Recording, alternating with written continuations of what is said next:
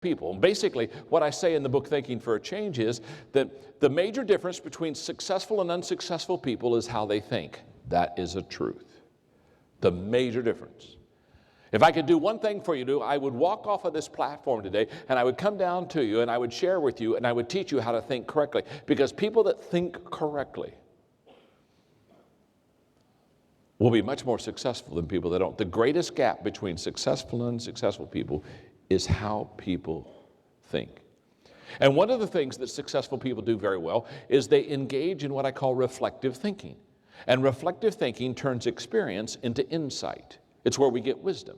And reflective thinking has the ability, we stop and we pause and we think through it until we get insight out of the experience that we've possibly had. And people that handle failure correctly, they'll talk very candidly about their failures. They're going to say, boy, back in 2002, let me tell you, I failed in this area of my business, or maybe my business went bankrupt. They'll talk very candidly about their failure, but they'll talk just as candidly about what they learned from that failure. Because people that consistently fail do not consistently fail in different areas. They consistently fail because they keep repeating the same failure over and over and over again. And successful people, they have an uncommon attitude about failure and difficulties and disappointments, and they have the ability to get back up and to understand that failure is not final and failure is not fatal. They have the ability not to take themselves so serious. Here's what I've discovered. The more insecure a person is, the more they fear failure. Fear of failure is a sign of a highly insecure person. Insecure people don't attempt things because they're so afraid that they might fail, and so they kind of back off and they say, well, I'm not going to try that. And basically what they do is they say, I would rather not try something and then, quote, not fail than to try something and fail. What I've discovered about successful people is successful people fail a lot more than unsuccessful people. Because they try things a lot more. They attempt more. They risk more. They're not afraid to engage in life. They're not afraid to step out. I saw an expression one time on a wall. It says, don't walk, you might fall. Don't look, you might see. And I went over and wrote on the bottom, don't live, you might die.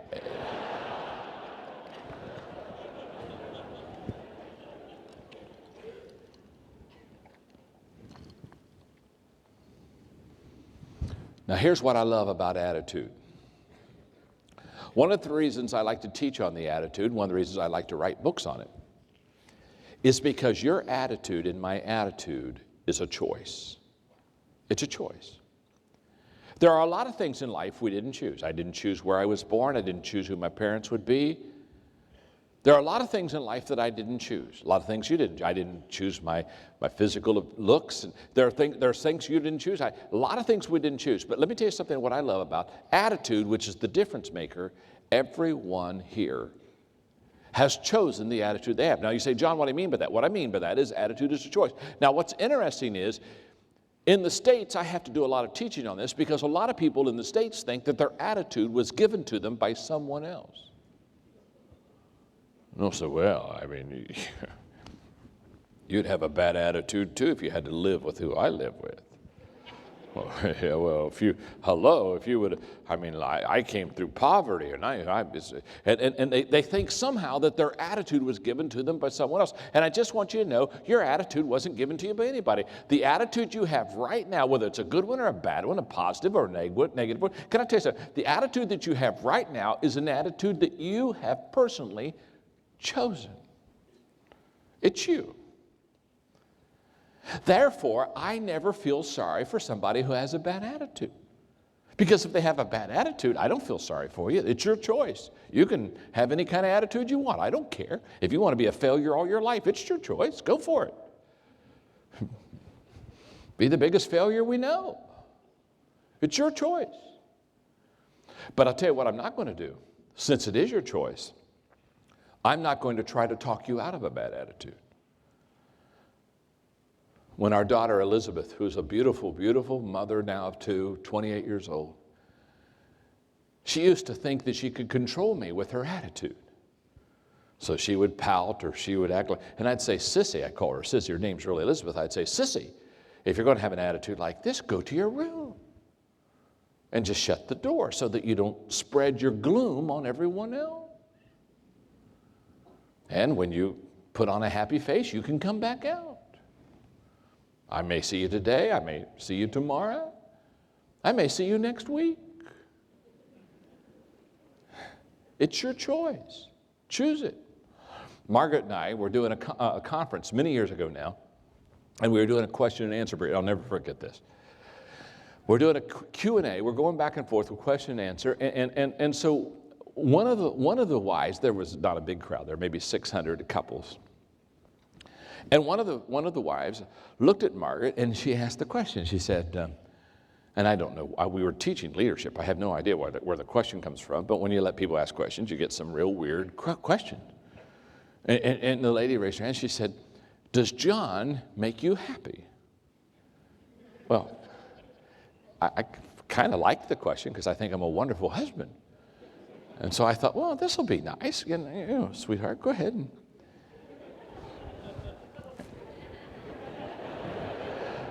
answer that question. And I'll never forget, Margaret looked right at her and she said, no. She said, he doesn't make me happy.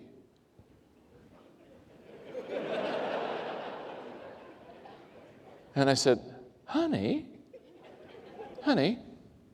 explain what you mean by that. Have you ever asked somebody to explain what they meant? And so they explained what they meant, and when they finished explaining what they meant, you wish you wouldn't have asked them to. Because, I mean, it's like she was waiting for this question all of her life. And she looked right back, I'll never forget, she looked right back at the people and she said, I realized in the first 6 months of our marriage that he'd never make me happy. Now, I don't know if you have the gift of discernment, but we're going downhill very quickly.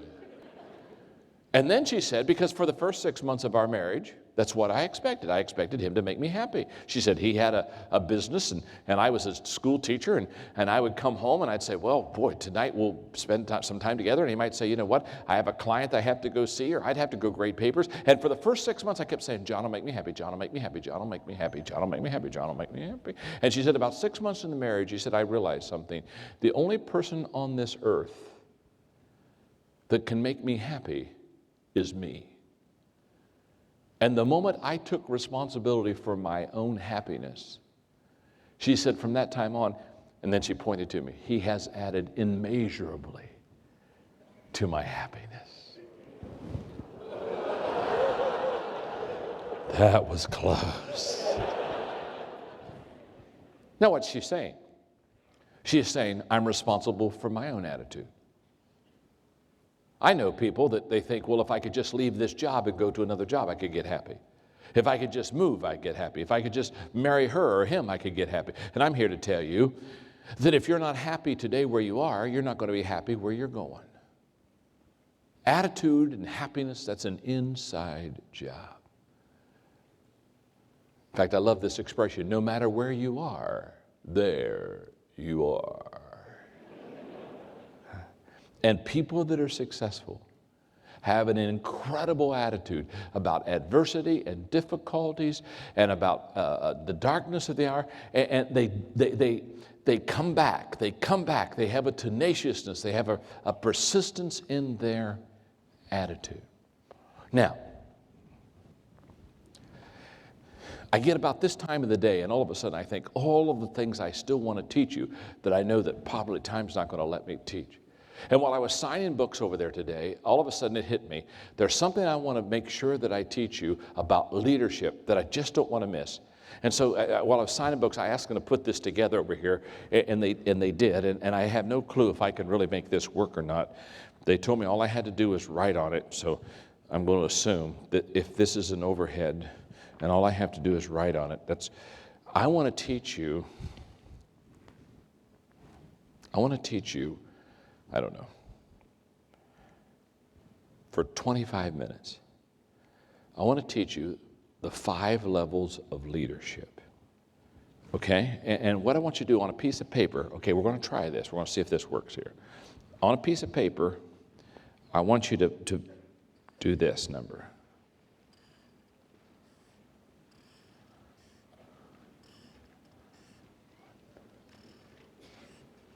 Just like that. Oh, this is good.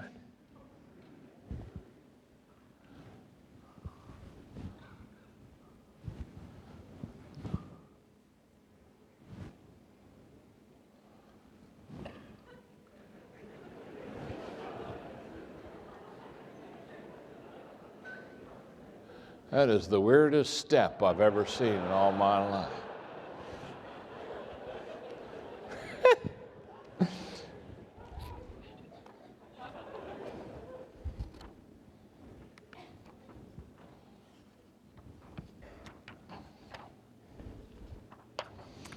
What I want you to do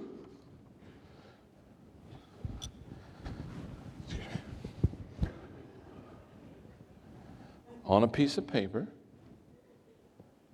do this. Oh, now we are. They didn't tell me I had to do it sideways. Remember, I teach leadership.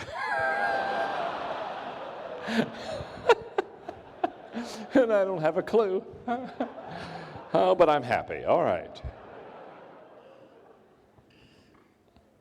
1, 2, 3, 4. That's the way I want it to look on your paper. Okay? Have you got that? Now, what I'm going to teach here is I'm going to teach you that in leadership and in influencing people, there are 5 levels that we go through. Now, I don't care whether you're in a corporation. I don't care if you're in government. It does not matter to me. It does not matter what your job is or what you're doing. What I have discovered in teaching people how to lead is that there are 5 levels of leadership. And I'm going to start on the bottom step, and I'm going to work my way up to the top step, okay? So on the first level of leadership, what I want you to do is, this is what I call the position level. The position level, okay? At level number 1, the key word is rights, R-I-G-H-T-S.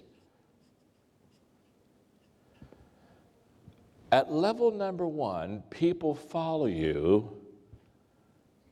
because they have to. They don't have any choice. They have to follow you. Now, let's stop there just for a second, okay? When I teach leadership, no matter where I am, I have found that this is an amazing discovery to most people. Most people think that the position of leadership is the highest level of leadership.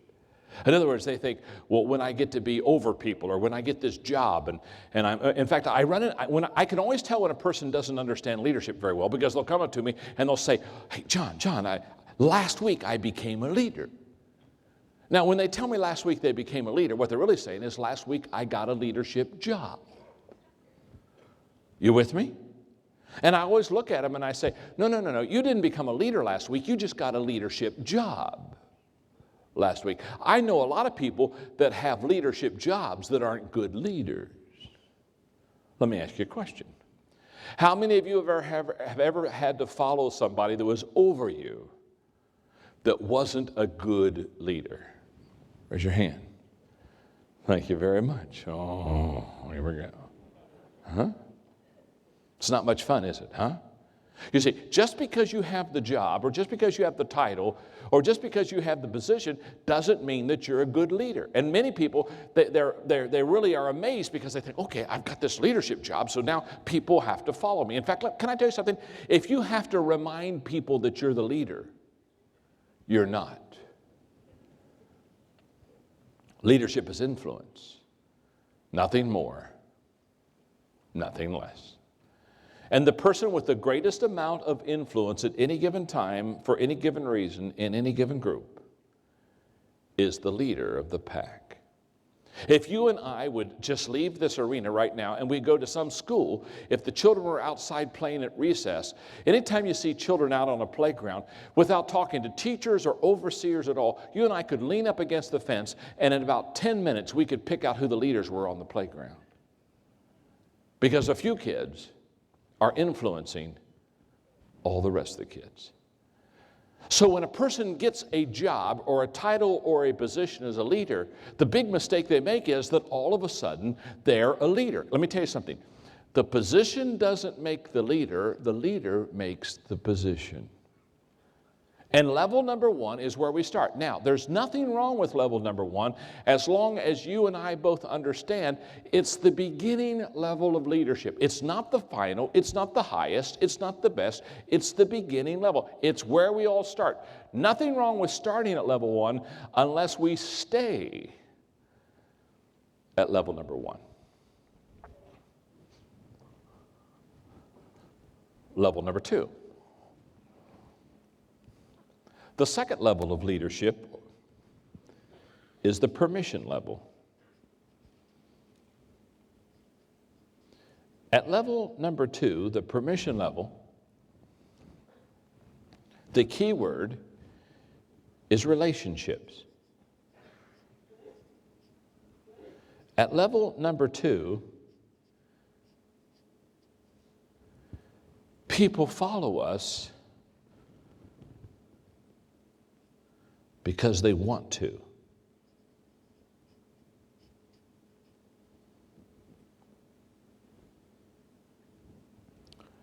Now notice, there's a major difference between level number one and level number two. In fact, to kind of help us distinguish that, let me just kind of do a little bit of this for a moment.